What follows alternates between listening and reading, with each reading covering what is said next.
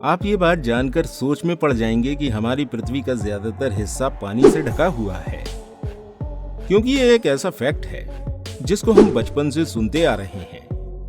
लेकिन आज हम पृथ्वी के 4 महासागर नहीं, सिर्फ एक महासागर की बात करेंगे और उसकी मैसिवनेस देखकर आप हैरान रह जाएंगे। वैसे तो पूरी पृथ्वी को चारों तरफ से घेर कर रखने वाला सिर्फ एक ही ओशन है, लेकिन हमने आपकी आसानी के लिए इसको अलग अलग नाम दे रखे हैं। ये महासागर 4 अलग अलग रीजन में डिवाइडेड है।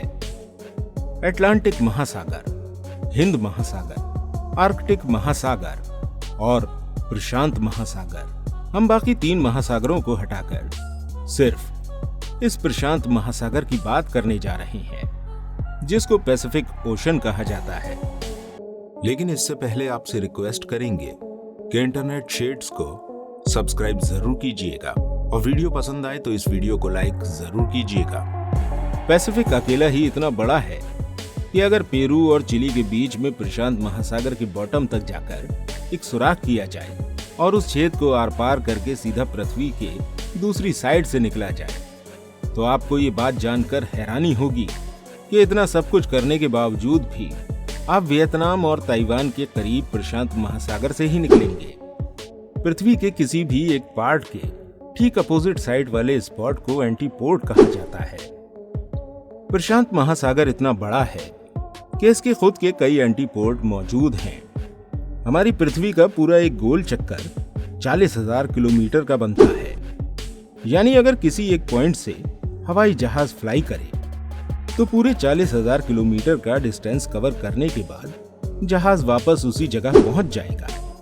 प्रशांत महासागर में कई एरियाज ऐसे हैं जिनके बीच का टोटल डिफरेंस पूरे पृथ्वी के गोल चक्कर का 50% है। जी हाँ, लगभग पूरे 20,000 किलोमीटर। ये हिस्सा इंडोनेशिया और कोलंबिया के बीच मौजूद है, जिसको पैसिफिक ओशन का सबसे लंबा हिस्सा माना जाता है और ये तकरीबन 20,000 किलोमीटर बनता है।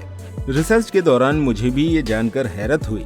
दोस्तों, ये बात और हैरान करने वाली है कि इंडोनेशिया और कोलंबिया के बीच प्रशांत महासागर के इस हिस्से में हमारा पूरा चांद फिट आ सकता है। सिर्फ एक नहीं, बल्कि लाइन से पूरे 5 चांद, और इसके बावजूद भी इसमें काफी जगह खाली बच जाएगी। प्रशांत महासागर की मैसिवनेस का अंदाजा आप इस बात से लगा सकते हैं कि हम इस पूरे ओशन को एक साथ देख भी नहीं सकते। किसी शिप में सवार होकर प्रशांत महासागर के साइज का अंदाजा लगाना तो इम्पॉसिबल है, क्योंकि हमारी आंखें पृथ्वी के होराइजन को देख रही होती हैं और ये होराइजन कर्व हो जाता है। इसी वजह से हम ज्यादा दूर नहीं देख सकते। यही रीजन है कि समंदर में दूर दूर तक देखने पर समंदर और आसमान एक दूसरे से मिले हुए लगते हैं। 6 फीट लंबा इंसान समंदर में सिर्फ 5 किलोमीटर दूर तक देख सकता है। अगर उसके भी पार देखना हो तो किसी ऊंची जगह से देखना जरूरी हो जाता है। अगर समुद्र के ऊपर किसी हवाई जहाज में माउंट एवरेस्ट जितनी ऊंचाई से भी देखा जाए तो हमें प्रशांत महासागर सिर्फ 370 किलोमीटर दूर तक ही नजर आ सकेगा। यानी सिर्फ इतना दूर जितनी ये लाइन आप देख रहे हैं। ये तो हुई सिर्फ हवाई जहाज से देखने की बात। पैसिफिक ओशन को हम 400 किलोमीटर दूर आसमान में मौजूद इंटरनेशनल स्पेस स्टेशन से भी एक साथ नहीं देख सकते। एक अंदाजे के लिए गूगल अर्थ का रुख करते हैं। ये है पैसिफिक ओशन में मौजूद एक आइलैंड जो बोरा बोरा के नाम से जाना जाता है। ये वो हाइट है जहां से नॉर्मली ड्रोन कैमरा देख सकता है। जूम आउट करके अब हम 10 किलोमीटर की उस हाइट तक पहुंच चुके हैं जहां से नॉर्मल कमर्शियल एयरप्लेन में बैठकर देखा जा सकता है। और ज्यादा जूम आउट किया जाए तो 400 किलोमीटर की हाइट पर अब हम इंटरनेशनल स्पेस स्टेशन की ऊंचाई से पैसिफिक ओशन को देख रहे हैं।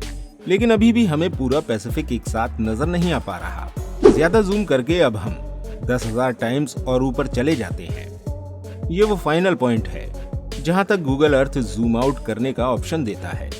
और यहां पहुंचकर हमने नोटिस किया कि पृथ्वी से 63,000 किलोमीटर दूर जाकर भी हमें 95% प्रशांत महासागर नजर आ रहा है, जबकि सिर्फ 5% हिस्सा हमें जमीन का दिख रहा है। प्रशांत महासागर 16.5 करोड़ स्क्वायर किलोमीटर के एरिया में फैला हुआ है। ये एरिया इतना बड़ा है कि इसमें पूरा north America, south America, Europe, Africa, Asia Australia, Antarctica और ग्रीनलैंड भी फिट आ सकता है। कुल मिलाकर बात की जाए तो जहां प्रशांत महासागर का एरिया 16.5 करोड़ स्क्वायर किलोमीटर है, वहीं पृथ्वी पर मौजूद सारी जमीन का कंबाइंड एरिया ही 14 करोड़ स्क्वायर किलोमीटर बनता है। यानी हमारी पृथ्वी की तमाम जमीन, सारे पहाड़, रेगिस्तान और जंगल प्रशांत महासागर में फिट आ सकते हैं। और उसके बाद भी इसमें इतनी जगह बच जाएगी जिसमें भारत जैसे 8 देश फिट आ सकते हैं। कॉन्टिनेंट्स को हटाकर अब हम किसी और प्लेनेट की बात करते हैं। यदि हम अपने पड़ोसी प्लेनेट मार्स की एग्जाम्पल लेते हैं, मार्स का total area 14.8 crore square kilometre है। अगर प्रशांत महासागर के पानी को पूरे मार्स प्लेनेट का मुकाबला करवाया जाए तो हैरत अंगेज तौर पर पूरा का पूरा मार्स, इसमें मौजूद तमाम क्रिएटर्स और माउंटेन सबके सब पानी में कई 100 फीट तक डूब जाएंगे। अभी तक हमने प्रशांत महासागर की सतह के बारे में बात की है। जितना बड़ा ये ऊपर से दिखाई देता है उससे कहीं ज्यादा गहरा भी है। पैसिफिक ओशन में चैलेंजर डीप ट्रेंच के नाम से पहचाने जाने वाला पॉइंट अभी तक ढूंढा जाने वाला सबसे गहरा पॉइंट है, जो समंदर की सतह से 11 किलोमीटर नीचे है। और प्रशांत महासागर का ये गहरा पॉइंट कोई अकेला नहीं है। पैसिफिक ओशन में ढूंढे जाने वाले 3 ट्रेंच और भी हैं, जिनकी गहराई 10 किलोमीटर से भी ज्यादा है। इनको हम टोंगा ट्रेंच, फिलीपीन ट्रेंच और कुरिलकम टचका ट्रेंच के नाम से जानते हैं।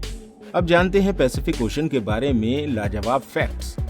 आज से 509 साल पहले फर्डिनैंड मेडिलन नामी यूरोपियन शख्स ने पूरा प्रशांत महासागर पार किया था और उसी ने ही इसको प्रशांत महासागर यानी पैसिफिक का नाम दिया है, जिसका मतलब है पीसफुल सीट। हर गुजरते साल प्रशांत महासागर छोटा होता जा रहा है, जिसका main reason underwater tectonic plates की मूवमेंट है। लेकिन अच्छी बात यह है कि जितना छोटा प्रशांत महासागर होता जा रहा है, उसी स्पीड से अंटार्कटिक ओशन बड़ा भी हो रहा है।